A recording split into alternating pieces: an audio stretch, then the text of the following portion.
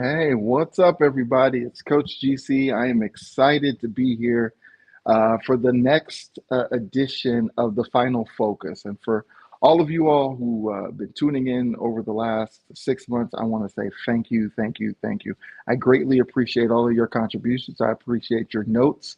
I appreciate your comments. I appreciate your likes and your shares, and certainly hope that you continue to stay with us as we create greater change. So, as you know, the Final Focus series focuses on not just tools that can help young professionals, lawyers, and business owners, but also techniques, tools and techniques and thought processes that can change the way you look at your business.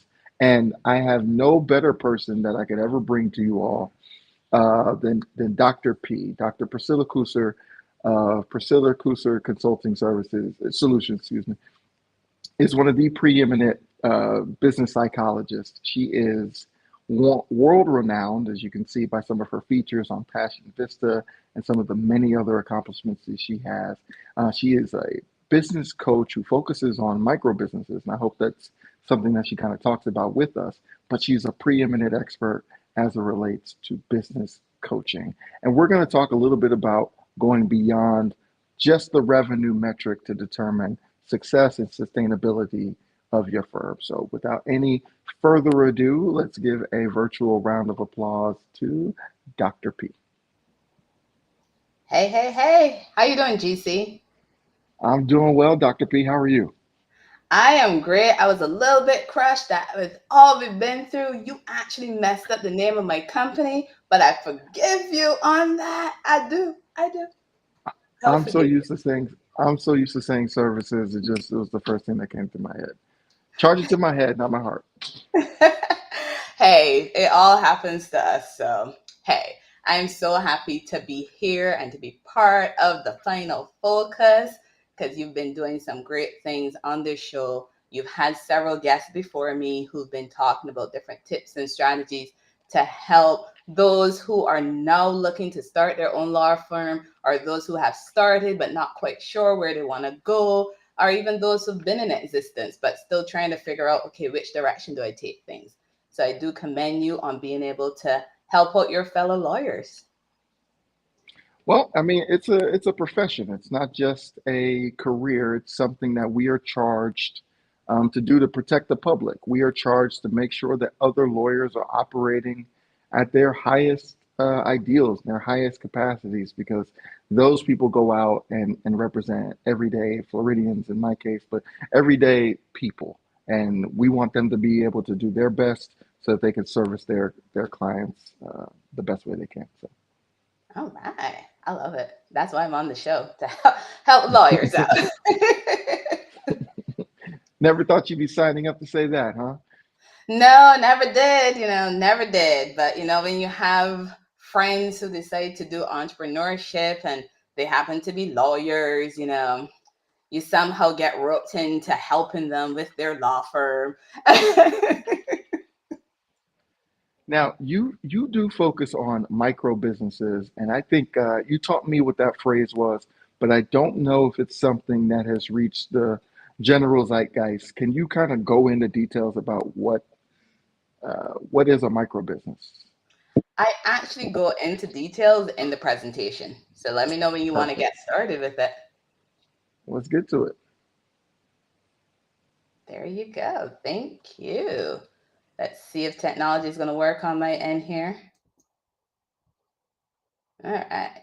So, what we got going on today, I'm going to share a little bit about the company. And in there, I'm going to answer that question that GC just asked about what micro businesses are. We're going to look at some key indicators for that thriving business environment. Because if you were not aware, your law firm is a business. So, it's looking at how you are going to be thriving within that environment. Then we're going to discuss a little bit on how you kind of assess your organizational health, right? That is a big thing that we all have to do, regardless of the type of business that we have. Then I got some resources to share all throughout, and of course, a special offer for those of you who have joined us. So, really appreciate that. So, who is PKCS? Priscilla Kuster Consulting Solutions. We are a global management consulting company. And I am so excited to share I am the proud owner of the company. So we're Black female owned, and the company is registered both in Texas in the US and also in Barbados. So just share a little bit about some of the recognitions I have been able to achieve since starting the business, because being an entrepreneur is not a short task. It is not something that you just go into lightly. You are definitely in it for the long term. And part of that journey does include some awards and some recognitions. And part of our things to do as entrepreneurs is to be able to share with others some of those opportunities and those recognitions. I've been fortunate to have some features. GC did mention one of them, Passion Vista. Passion Vista has an amazing, amazing team over there. Had a wonderful experience with them, not only being featured on this magazine, but also being able to participate in their award ceremony in Goa in India. And Hoinser is a magazine that is featured globally, and it shares about business owners, business entrepreneurs who are moving and shaking and doing things in different industries. CIO Today enjoyed doing that interview last year, and it gave me an opportunity to share some details about my journey as an entrepreneur. And you want to learn more about that, you can find that interview on our company's website. So we are certified. We are Women's Business Enterprise certified by WBNC, and do have the certification as a business consultant through the US Institute of Diplomacy and Human Rights. So it's just a little bit about who's this person here in front of you, to be able to share about the tips and strategies that you're going to learn about in a few minutes, right? So our company does have some values. We have 4 values. First one is collaboration and connecting, and you are seeing this in the works right now with this collaboration with GC and his companies. And collaboration and connecting is something we all have to do as business owners. We have to be collaborating and connecting. Having your own law firm, you have to be collaborating and connecting with others. Then we have integrity, making sure that we deliver what we say we're going to deliver to you. Respect and accepting diversity. And that is realizing, we all have something different we're bringing to the table. And it's respecting and accepting those differences, and then using those differences to help us with moving forward. Then my favorite is innovation. Because at the end of the day, I strongly believe that micro businesses and small businesses are the backbone of any economy out there. And we created our businesses to provide something innovative, to provide something that isn't already out there, right? So we do have these 4 core values. So GC had asked me before all this started, what is a micro business? Because as he mentioned, with micro business, it isn't a term that many people are familiar with. So micro businesses are the smallest of the small businesses, right? And it includes any business that has less than 10 employees. And many micro businesses might choose to stay small, or they have plans on growing. So I challenge you to think of whichever law firm that you are out there comparing yourself to. Because I know y'all are sitting down there going, that law firm, that they have this, they have all these different partners, they have associates, the paralegals, the whole structure. It's like, oh my gosh, that's what I really want to have. You see them on the billboard. I challenge you to look to see how they started. And you might be surprised to find out how small they were when they started and how big they have gone. And even looking at that journey, you might even find some out there who started small and they're still small. Why? Because they're choosing to stay small. So micro businesses or micro enterprises, depending on where you are, use both terms. They are truly the smallest of the small businesses. Hope that answers your question, GC.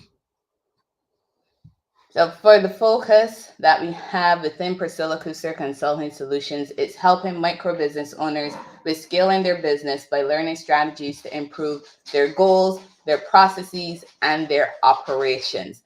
And that is part of the reason why GC invited me here on the Final Focus series, because he and I, we were having different conversations, and it's a matter of, looking at law firms. You are a small business. And being an owner of that law firm, it's a matter of what are your goals? What are the processes you have in place? What are those operations? And helping you put those things all together and scale your business. So we do this by helping you find what I've coined as your OPAL. And that stands for organizational development, personal skills and abilities, leadership, and education. And we're going to discuss more on this later in this webinar. So the law firm structure. When you started your law firm, you had some structure in mind. You decided you wanted to start this law firm, but you had to first think of what are the different things you're going to have in mind, right? What are the different components within this structure that you have? So you have to be looking at that lawyer hierarchy. You are hopefully thinking about that support staff and the practice areas. These are three core components that I wanted to identify within this webinar because we're going to talk about how these three factor into why you should be looking at beyond revenue when you're considering the profitability and the sustainability of your law firm. So on that note, we're talking about profitability. It involves more than just revenue. Don't get me wrong. We all started our businesses. We all want to make money. Hey, revenue is one of those things that we're going to be looking at when we're making decisions. It is very easy to just look at the fact that, hey, I hit my revenue target. Yes, my business is making money, right? If you're only focusing on one thing, one aspect of your business, you might not be aware of where you're hemorrhaging out money or where you could even be losing your visibility or even your reputation. Because if you're just focusing on the money you're making and you're not looking at all the other metrics, that high number that you made can drop very suddenly. And you might be like, oh my gosh, what happened? Why did it drop? So this is why when GC asked me about coming on the final focus, one of the things we agreed on focusing on is going on a conversation beyond just the revenue. Because when you're looking at revenue, you have to know your metrics. You have to. You have to know what is most important for you within your business. And with knowing your metrics, the other part of it is you have to manage it because just knowing your metrics ain't going to help you. You also need to figure out a plan on how you're going to be monitoring those metrics, managing those metrics, making decisions, and helping to move your business forward. That is why it's important to know your metrics and also to know more than just revenue. So, some key metrics that we have in our businesses. We have to know the vision for our business and we have to know the mission for our business. Yeah, you have a law firm, but what was your reason for starting that law firm? What is it you want to be accomplishing with your law firm? And just this past week, GC and I we were in a conversation about the importance of knowing your vision and your mission for your business. These things are connected to your key metrics, right? Because again, you started this law firm for a reason. Knowing your values. At the beginning of this webinar, I did share with you the values for my company.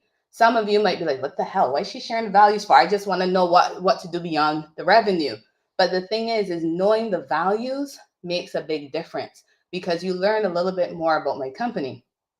And you also will be able to use those values in how you approach situations, whether you're approaching vendors, whether you're approaching partners, whether you're approaching clients. Knowing your values and actually enacting those values, those are also crucial to your metrics. Then, of course, is your strategic plan. Yeah, you may have created a business plan when you started your business. That's fine. I'm talking about something different. I'm talking about a strategic plan. With the strategic plan has those elements of strategic goals. Strategic goals also have objectives, and these things are connected with your vision and mission, which also are connected with your metrics. Because if you remember, I mentioned you got to know your metrics, but you also need to be able to manage those metrics. And it's in the management of those metrics that you're able to actually accomplish your strategic goals, which means you're living out your strategic plan. Profitability.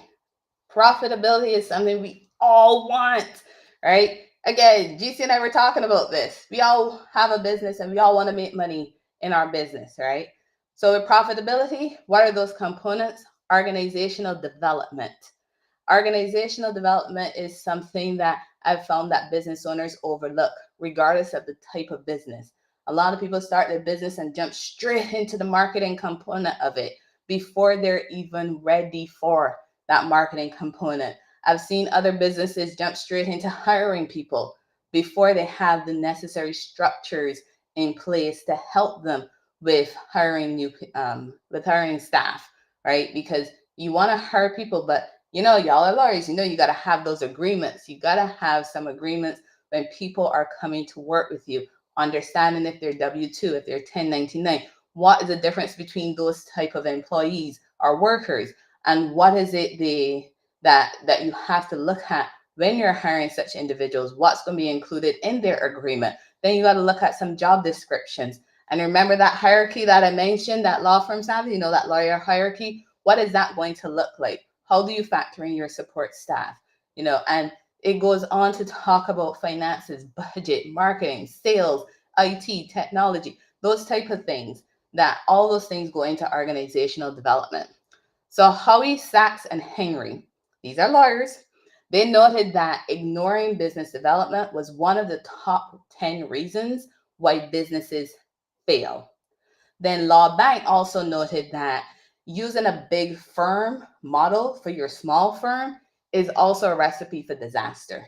So this is why understanding your own business, understanding how your business is structured, and taking the time to look into that organizational development is going to help you with building that profitable and sustainable business. Then we got personal skills and abilities. These things include time management, organizational skills, setting and maintaining boundaries, leveraging your strengths. You started this law firm for a reason, right? You're good at that practice area you've identified, but we have to look at some other things as well because now you're running a business. So understanding what your strengths are and how you can apply them into helping you to grow your business, that is going to be important for you. Battling self doubt, and even looking at your speaking skills because you got to be out there selling your business. And if you're out there selling your business, you got to work on those speaking skills. You might be able to put down those speaking skills when you're in the courtroom, but out when you're selling your services, that is going to be something different, right? So, really understanding how you get those personal skills and abilities and how those things connect to profitability. Then, of course, there's leadership. So, leadership means, or I should say, leadership doesn't mean that you're doing everything yourself. That doesn't mean you're being a leader. You really have to learn how to lead and also how to support those who are going to be working with you. So, you're going to be the leader in your law firm. And as that leader in your law firm, you're creating that culture for your law firm. It might just be you right now, but you might have your hopes, dreams, aspirations, and goals to hire others to come on board and work with you. When you start bringing on people, you are going to be creating that culture. So you got to think about what do you want your organizational culture to be like. And what I share with business owners is think about the culture in different places where you worked previously that kind of led you to making the decision for wanting your own business in the first place. And if those are the things you don't want, then make sure you don't do those things in your own business, right? And leadership skills, they do involve communication, strategic thinking, emotional intelligence, and decision making. Those are just some of the things that go into leadership skills. Then there is education. Yeah, you got a law degree, but you still got to invest in yourself. You got to do professional development as a lawyer, right? Especially for the practice area that you're currently in. And who knows, you might have strategic goals to add on other practice areas. So we got to do continuing professional development. But running a business, you also have to invest in yourself to be able to learn about the things that are going to help you with running a successful business. And being aware of those things help you to be an effective leader.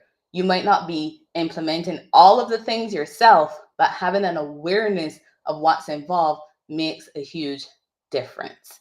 right? So when you're looking at profitability, organizational development, personal skills and abilities, the leadership, the education, sounding a little bit familiar? It's that OPAL system that I was talking about at the beginning of this session. So profitability, strategic goals. I mentioned about having that strategic plan. When written correctly, your strategic plan has in strategic goals. Those strategic goals, in some way, shape, form, or fashion, should be related to your product and service development, your marketing, your sales, your human resources, your technology, your finance, your customer service. Because when you look at each one of these are going to play a certain role within your law firm. And in each one of those roles, they have to be connected to that vision and that mission that you have for your business. And you're going to dig deeper because connecting it, you have to be specific about what within each of these are going to help you to live out the vision and the mission for your company. And this takes time. This isn't something to be rushed into because under each one of these, then you get to start to identify certain key metrics that you want to be able to accomplish. And once you are able to monitor those and you can manage them, you are going to be able to achieve your goals, which means you're going to be able to achieve your profitability. As you can see, sales is listed, revenue falls under sales. But as you can see too, that's not the only thing listed.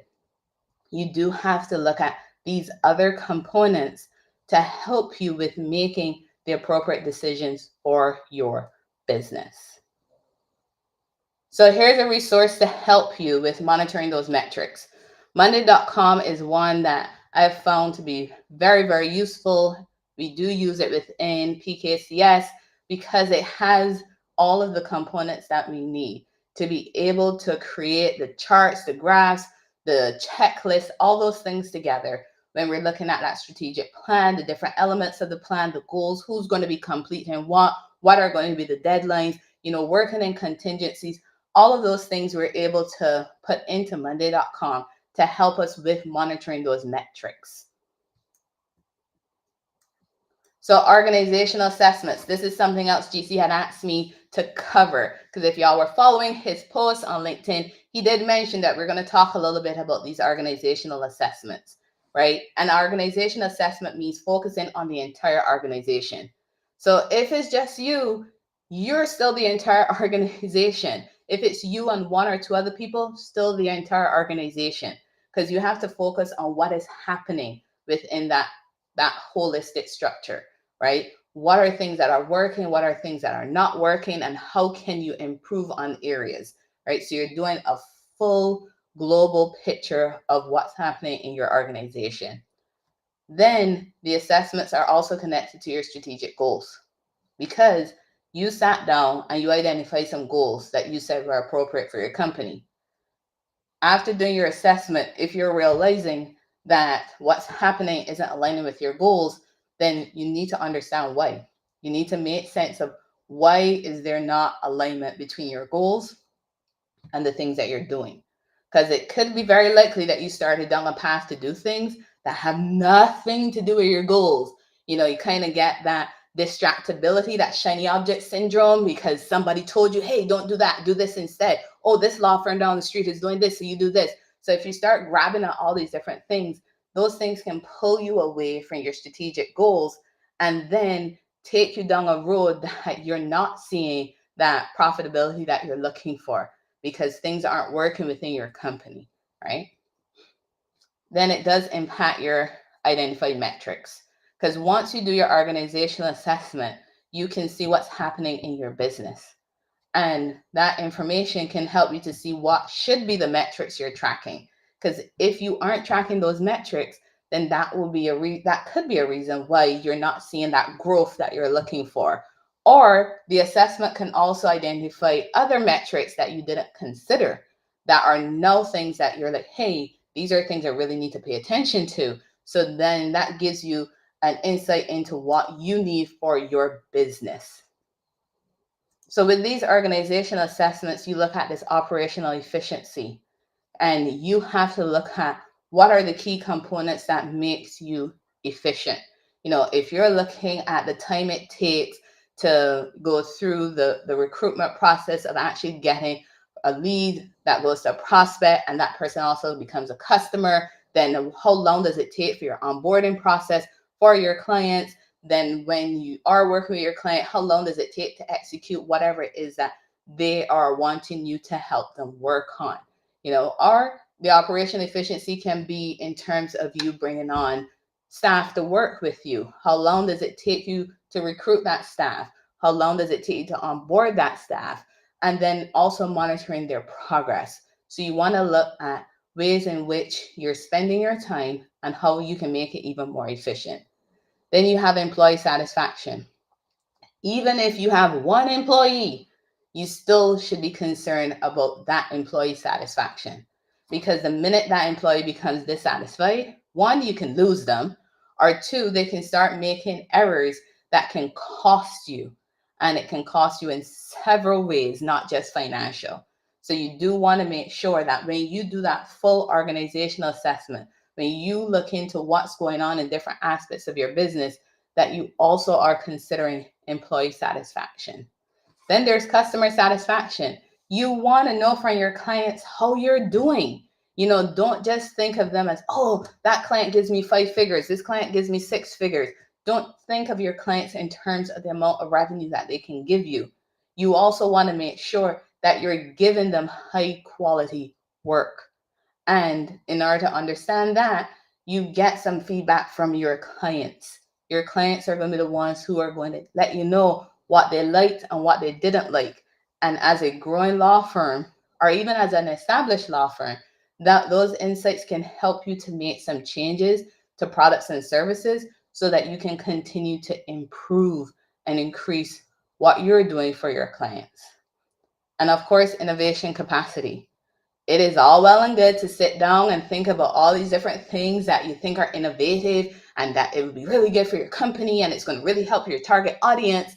But do you have the capacity to actually completely design this innovative product or service and also implement it? And that capacity is not just time. It is time, it is people, it is money. So it's looking at, do you truly have the capacity? So you can do your organizational assessment. You can come up with, okay, these are things we're lacking. Hey, this is what we can do. And we can be really innovative about it. But if you don't have the capacity to implement it, then your innovative idea might not ever be seen by others, right? So you want to make sure you have that capacity. So strategic decision making, you got to identify your priorities. You want to be a profitable law firm, you got to identify your priorities. Identifying your priorities will put you a step closer to identifying the metrics that are going to be most important to your law firm. So when you look at a lawyer's law firm and you see what they're doing, their priorities and your priorities might not be the same. And that is fine because you have your own law firm. You have to identify the priorities that are most important for your business, not someone else's. You're talking about yours. You got to be analyzing the situation. In terms of analyzing the situation, you have to look at what is happening. Remember, I mentioned about managing your metrics. So part of managing your metrics is doing that analysis of what is actually truly happening within your business, right? So you got to be able to look at what's happening within your business and you are going to sit and analyze it. If it's just you right now, I highly recommend that you work with a mentor, you work with a coach, you work with a trusted colleague if you need a second opinion on what you are noticing when you're looking at your metrics. Because sometimes it can be really tricky when we're doing it by ourselves and we might miss something. So being able to have some input from a mentor or from a coach or a trusted colleague, that can also help you with analyzing your situation and making those strategic decisions. Use decision-making tools. Don't just eyeball it. You got to be able to use tools that can help you identify trends, that can help you with identifying patterns. Because when we just look at things, we can make such huge misunderstandings of what we're looking at, right? So use decision-making tools to help you with analyzing your situation so that you can make strategic decisions. And trust your intuition, your experience, and your data. All these things together. You got to trust it. Because when you can trust those things also help you with making strategic decisions. You're looking at it all together because the data can tell you things and it might give you more than one solution. So you got to trust your intuition about which solution it is that you want to go forward with. Same thing with your experience. When you're looking at your experiences, you got to look at your intuition and your data, put it all together to help you with making those decisions, because it's those decisions that are going to help you with getting to that goal of that profitability that you're looking for in your business.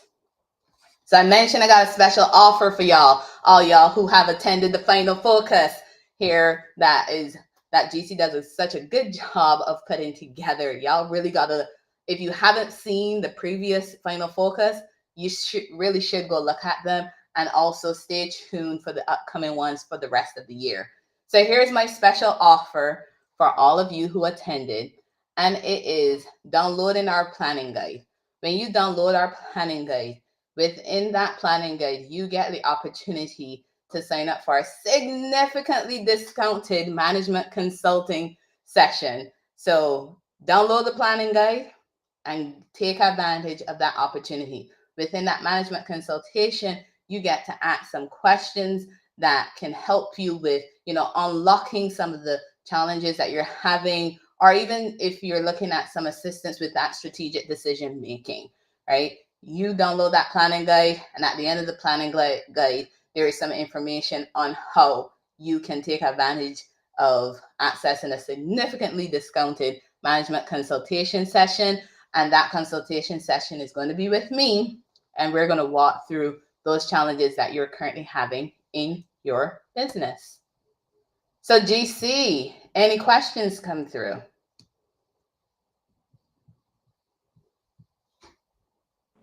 I have Anything? questions myself, Doc. I already start out with questions. So first and foremost, when we are considering different tools for making our decisions, and all of the decision making tools that are out there, it's hard to make a decision on them. So what is your advice just on that part? Because lawyers are well known for like analysis paralysis. We have to look at every single thing before we make a decision. So how do we make a decision on the tools that'll help us make a decision? Y'all and this analysis paralysis, man. that It's what we that get paid to do. that is true, and they pay y'all the big bucks for it. So going into it, you really have to first think about what it is you want to find in this tool, what it is that you want the tool to help you to do. And being lawyers, I'm sure you're going to whip out a table, a spreadsheet, something that you're going to have your X and Y axis going on here. And you're going to be putting in information that is going to be connected with your strategic goals, with your vision, and with your mission. Because based on that information, you're going to know, and this is where I'm going to force you into doing something, all the lawyers out there. You got to have some tunnel vision, right? Because you want to be able to find tools that are going to help you with what it is you're looking for, right? And you got to be able to stay on, this is what I'm looking for. Yes, there are going to be some things that you come across and you're like, oh my gosh, this sounds good, and this sounds good, and this sounds good, and this sounds good. When that happens, I challenge you to think about how can that feature in that tool help you to accomplish your goal. And I'm not talking about rationalizing, I mean, realistically, how is it going to help you? And if you have to sit there and talk to yourself for a minute or two to kind of convince yourself of why, chances are you don't need it. I feel like you're taking a shot at me. Uh, I don't know why we had to get personal on the podcast on the final focus. I want the So best the you best just turned told everybody your business. I did I, not. wa- I want the best software out there, right? Uh, I have another question. So in terms of reaching out to clients hmm to figure out how they feel about your services, which again, as you pointed out, is a great indicator on if the people that you serve are going to become advocates for you. That's a whole Mhm. different discussion that maybe I'll do. Maybe you'll have to come back and we could do a whole discussion creating client advocates. But Mhm. um, actually, do you want to talk about that for a little bit? Do you want to talk about the power of client advocacy? He loves to put me on the spot, don't you? I can dive in since it's a topic that I love. But every one of you all that are currently watching, you have clients. You Mhm. do your work for your clients. You do the best that you can for your clients. And then what happens when you're done, particularly when you're doing like a PI case for those who are watching that do PI. You finish with that client, they get their check, they're made whole to the best of your ability. You help them become whole again, and then that's it. They go home unless they become an advocate, unless they are out there saying, this attorney was so good, was so effective, was so caring, that every time someone gets into a car accident, I tell them, you got to go to my attorney. You have Mhm. to. That's the same way people talk about you, Dr. P. I've met some of your clients, and when they talk about you, they're like, no, you got to go to Dr. P. Like I tell everyone about her, she's the best. How do you create that kind of client advocacy? You remember at the beginning of this session, I talked about your vision, your mission, and your values. Your Hmm. values are very important. And I'm not talking about your personal values, I'm talking about your business's values because our businesses are their own entity. And you have to be able to identify what are those values that you want anyone who's going to interact with your company to experience. Then you're not going to just put them in a nice cute frame and put them up on the wall and point to them ever so often.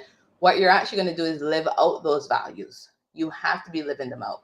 So in providing the SOAR coaching services, the SOAR consultation services, the SOAR master classes, the SOAR summits, in providing those services, I do live my values. And with living the values, my clients are able to see it. I've had clients say to me, oh my gosh, this is just like what you were mentioning in terms of your value on respecting and accepting diversity on our or on innovation. And it's through that authenticity is key. Whatever your values are, you have to be authentically living them. And when you live them, you get to help your clients to reach whatever is the goal they had when they started working with you. And that allows them to then go on to be those client advocates, to be that referral source for you because they're truly sharing their experiences that they had with you. But you have to be true to your values.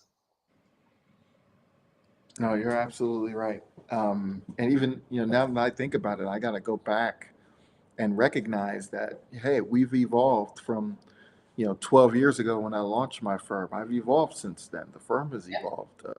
We now have a international scope. We now have a completely different practice area from where we started.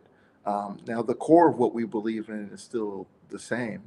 Treating every client like the only client, but Mhm. uh, making sure that we are adjusting to make sure that our business is standing on principles that we care about is certainly something that is important that I want to go back and revisit. And thank you for bringing that point up. So And like I gotta. you mentioned, sorry to cut you off, but like you mentioned, your company is now in the double digits for existence, right? You've hit 10 years and you passed the 10 years. It is not uncommon for a business in your age bracket to be looking at, hey, is our mission still the same? Is our vision still the same? And it's not a matter of you roll out of bed and go, oh my gosh, let's change it. You're going to be looking again at your data. You're going to be looking at your metrics. You're going to use that information to help you with making that strategic decision of, you know what, though, within the past 5 years, we actually shifted our mission. We need to really reflect the fact that based on the clientele we serve, we've shifted our mission a little bit, or we've even shifted our vision a little bit, or we have a completely different vision and mission just based off of the experiences. But again, you're not just going to roll out of bed and say, hey, let's change the vision and mission. You're looking at the fact that you're looking at your metrics, you're looking at the data you have, and using that information to help you make decisions. All right, so I got a follow up that's a dovetail, and this is from attorney Brandon Sapp. Appreciate you being here, B. Sapp. And BSAP would like to talk about what processes you should put in place to ensure client satisfaction consistently throughout your firm. So you first got to start with some onboarding, because some clients might not even tell you, but they might think your onboarding process has sucked. But because you told them that you're gonna help them with their problem, they stuck it out anyways, right? Mm. So you got to look at, what do you do to onboard a client? And yes, we do onboard clients just like how you onboard staff. So what do you do when you onboard a client? What was involved? Did they have to fill out a form? If so, where was that form? Was it emailed in a PDF and they had to download it and then they had to fill it out? Or was it electronic and they can fill it out electronically and hit submit? As the lawyer, you know which one of those softwares or which one of those approaches would be most appropriate for your business, right? And you have to look at, did that even help the situation? And what was the turnaround time? If the client sent you information on Monday, when did you get back to them? Did you get back to them Monday afternoon, Tuesday, a week from then, a month from then? When did you get back to them? So when you're looking at building out your processes, you have to also look at what is going to be involved for every single step of the onboarding. Once you've onboarded the client, what does that communication plan look like, right? Are they going to be able to call you, text you, email you, WhatsApp you? Do you have them in your Monday.com system or whatever system you're using that they can communicate with you within that system? Do you have your own software that they're using? So again, you're looking at the technology that you had or you have within your business. How is it being used, and what type of information is going to be conveyed within there? Then checking in with the client, because y'all lawyers can write some very lengthy things when you're ready, but it's a matter of checking for understanding. Did the client truly understand, or did they look at something that's 10 pages and say, yep, I got it? You want to make sure you can check for understanding with your client. Not saying read verbatim what you wrote to them, but also just making sure that you're checking in with them to ensure that they understand. Because at the end of the day, y'all are providing a service for these clients, and the client needs to be aware of what exactly is involved in that service. So again, looking at that onboarding, the communication throughout, the systems that you're going to be using to help facilitate this relationship with this client, the time that's going to be involved, who are the human resources that are going to be built into it. Remember that hierarchy and that support staff that you have within your law firm. At what point in time do you activate different levels of that hierarchy or different levels within your support staff? So looking at all those things and creating the process for your business. A good way to start with creating your processes is look at what you've already been doing and actually write it out. All right, I got another question here, and these are kind of the same. This is from Janito Simon and Jean Polo. The questions are close enough that I'll try to phrase it Mhm. in a way that includes them both. But essentially, they want to talk about one of the metrics. I guess this is more specific to law firms, but time at firm or time on desk Oh, for billable hours. for a case, and how you determine what's the business. I guess what's the business average? I'm sorry. My apologies, fellas. Okay. The question is about time on desk and time at firm, and how do you determine what the normal rates are based on your industry? So I would ask, did you do your competitive advantage research? Because if you did competitive advantage research, then you would be able to know the law firms in your area, your service area, might not be the same as your geographical area, but the law firms within your service area, what do they offer that's similar to what you're doing, and at what rate are they offering it?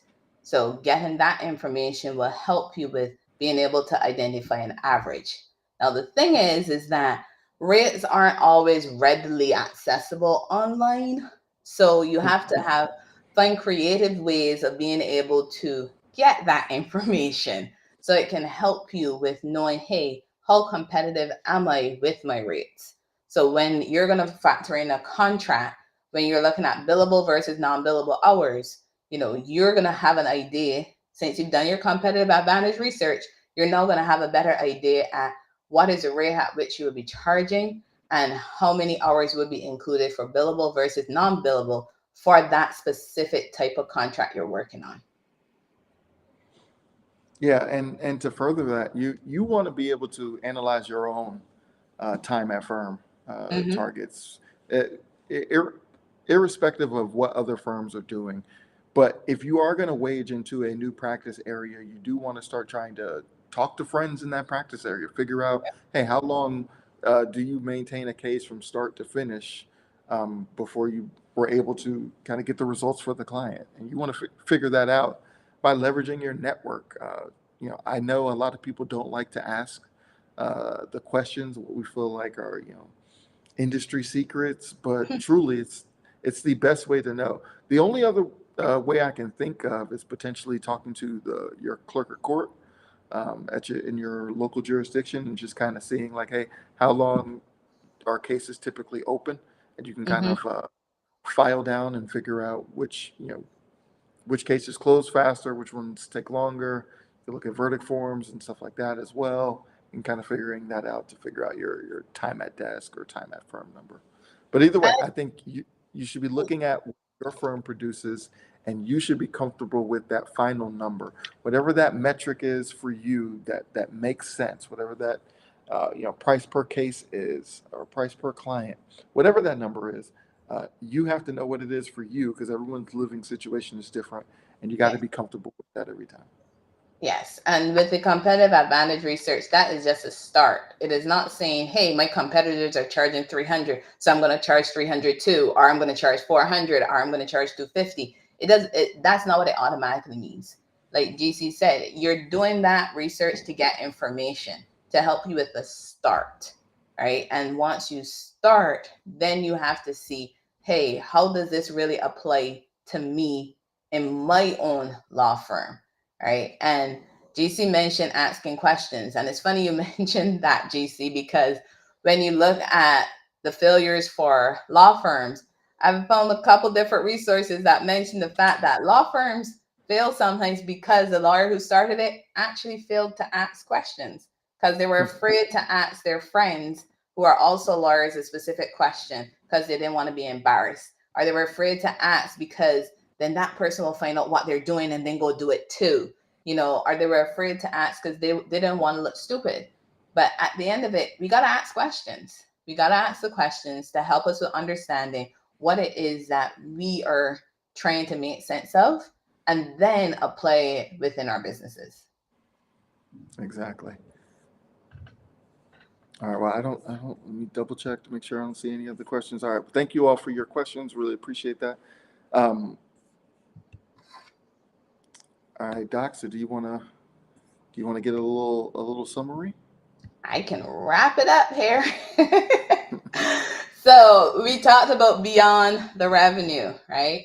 And revenue, yes, is a key metric that we have, but it's not the only one. And we even saw it from the questions we're having, because even with those questions that we had, especially, the time that you're spending on it, the money that you're getting paid for the time that you're working with a specific case with a specific client, those things factor in to how profitable your company is going to be, because you might think you have 100% success rate with all of your clients, but did that help you meet all of the targets that you're looking for?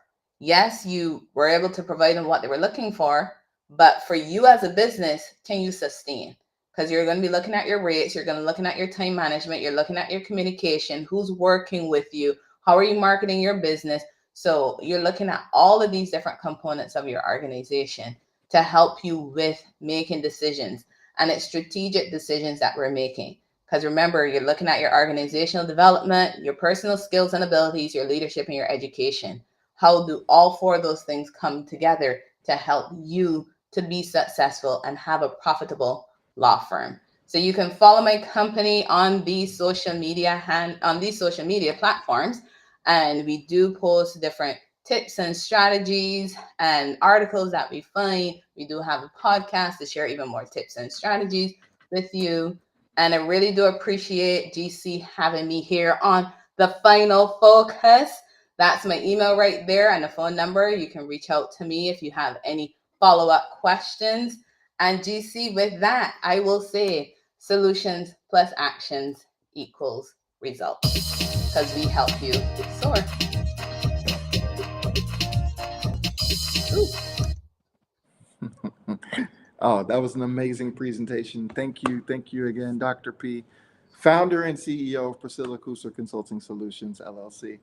Um, I thank you for being here on the July version of the Final Focus, and I really appreciate all of your guidance throughout the years, talking about business optimization and micro businesses and how we can still be impactful. So really appreciate you being here today, and I look forward to working with you again. Same here, GC. Thanks so much. And thank you to everybody who was able to attend the live session. If you're watching it on the replay, you can still drop your comment in there. We will still answer your comment. If you're listening to this on the podcast, do the same. You can still put your comment in there on the podcast and share some love, y'all. You like it, you love it, you share the presentation. You do that because we're all business owners, we're all entrepreneurs, and we will succeed if we help each other out. So thank y'all so very much for joining us. Yeah, I'm. We got a lot of people on here today, and that's a surprise because we're competing against the Olympics. So it really shows that we're doing something special, or that this is a topic that people really care about. Again, if you register, you will get access to the replay. Hopefully you're here live and you got your questions answered. But if not, certainly feel free. Oh, thank you. I see you're getting some love in the chat. Brandy. Thank you, Brandy. And Veronique. Veronique. Sorry, Veronique.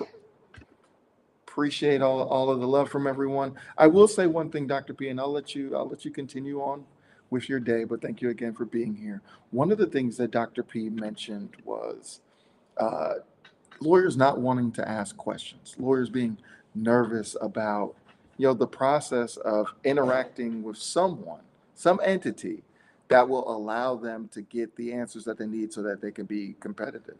And that's really, I mean, that's unfortunate. But that's what coaching is, right? That is I guess, in a way, that is what we can provide you at Coach GC. That's what we can provide you all that I think escapes our profession.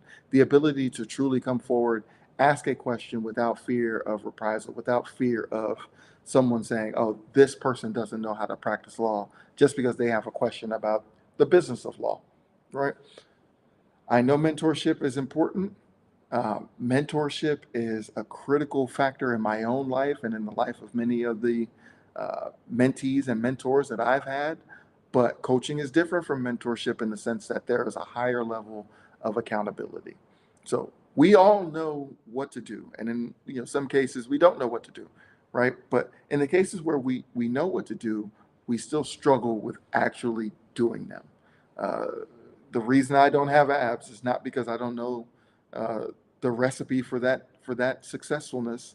No, it's just because I just don't do the work, right? And sometimes you just need someone to hold you accountable, design a plan for you, and make you stick to that plan in order to make sure that you see the success so that you can create greater change. And if you're interested in that, if you're interested in that process, if you know that you will benefit from having someone alongside you in this journey that can help you operate at a higher level, then certainly email me, uh, leave a comment, and let us know. And we're here. We're here to serve you. So, again, we're here. We're going to be here again next month, the last Friday of August, and we appreciate you all being here today. Y'all take care and have a good day.